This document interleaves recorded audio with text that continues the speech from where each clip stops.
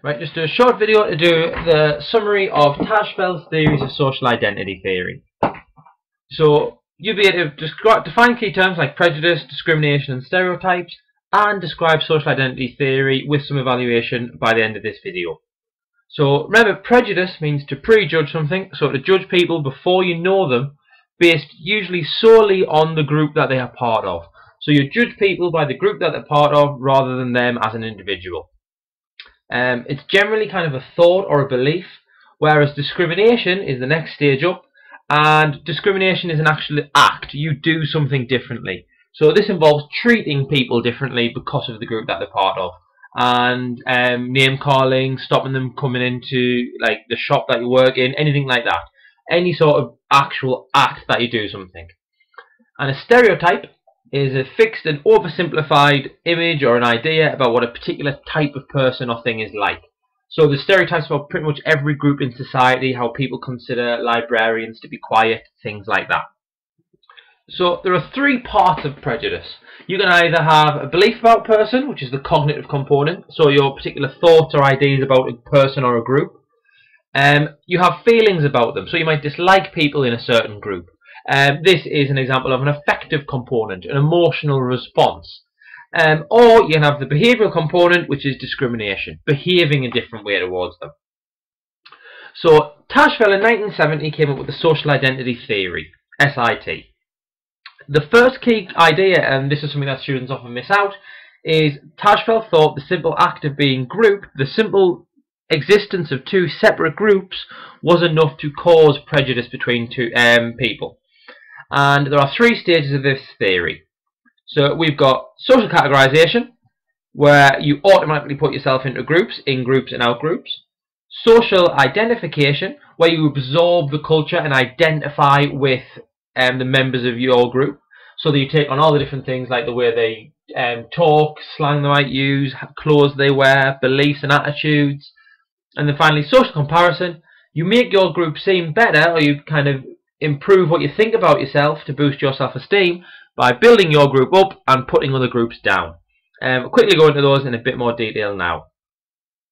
So social categorization is the automatic act of putting yourself and others into groups. You go in the in-group with all the people that you consider to be part of your group, whereas people who are on the outside go into the out-group. So we categorize objects. We do this to make sure we understand things. So we use social categories like black, white, Australian, Christian, Muslim, things like that, because we think it can tell us how people will be like, and we can categorize them and it makes them easier to understand. So there's in-groups and out-groups definitions as well. So you categorize yourself first off into in-groups and out-groups. Then the social identification. You absorb the values and the norms, the beliefs, the characteristics, anything like that of the group you're part of. This is to kind of boost or build in your identity. Your identity is made up of two things, your personal identity and your social identity. And your social identity is made up by the groups you belong to. So you will start to take on and start to act like the people in the groups that you belong to. So clothes, attitudes, beliefs, same sort of things.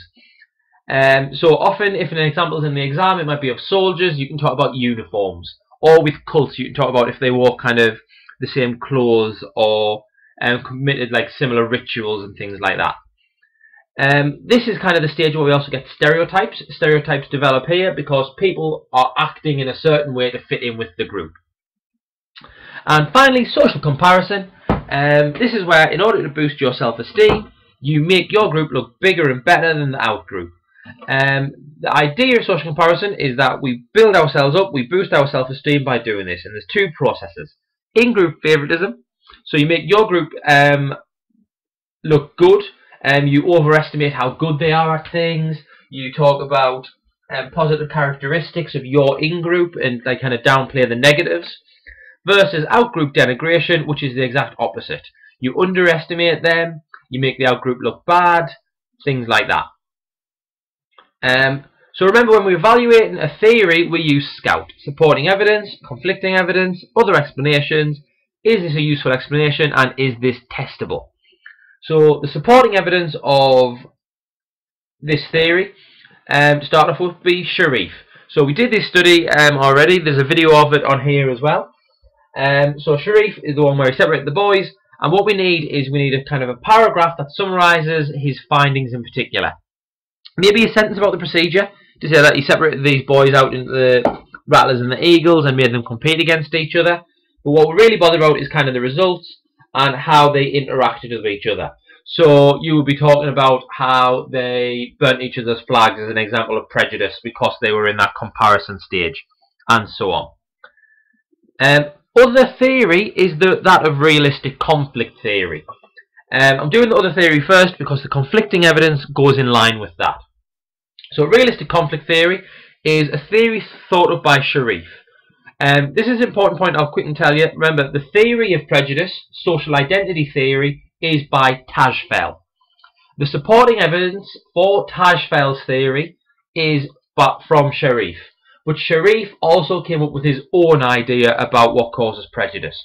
So we can use his theory, realistic conflict theory, to evaluate or argue against Tajfel's. So remember, Tajfel believed that simply being separated into two groups was enough to cause prejudice. Sharif disagreed with this. Sharif thought that there needed to be some sort of conflict or competition between the groups for this to happen. So there's racism in society because different groups feel that they are competing for food or jobs or housing or government money, things like that.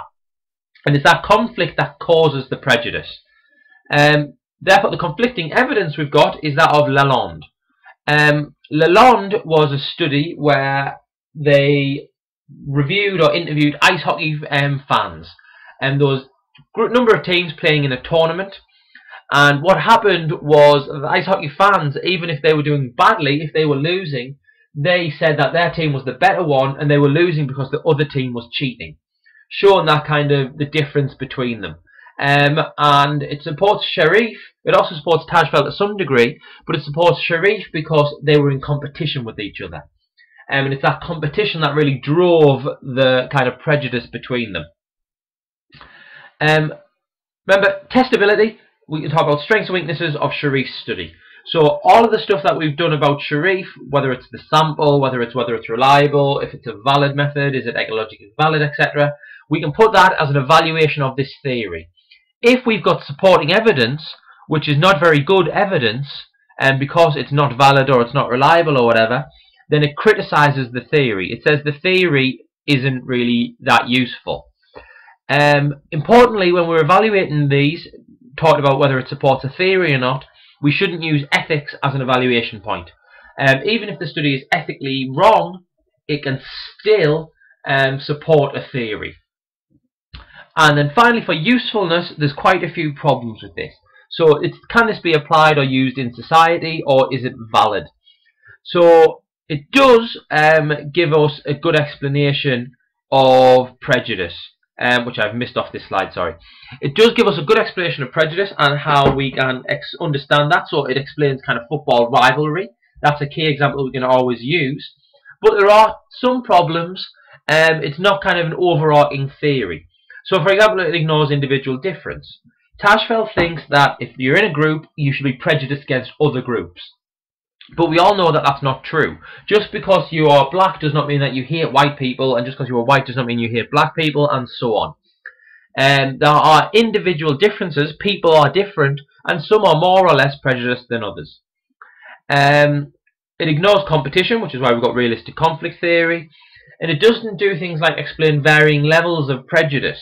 So it doesn't explain why you can be why people were more prejudiced in the 70s than they are now. It doesn't explain why there is not kind of overt prejudice and then suddenly there's a big outcry of violence or things like in the Brixton riots. So that's pretty much the theory and some evaluation points. Obviously we've expanded on this in class and we'll do more as we go along. This is just from the mark scheme of an exam paper. These are just brief definitions of each of the stages and what we need to be including. Right, thanks very much.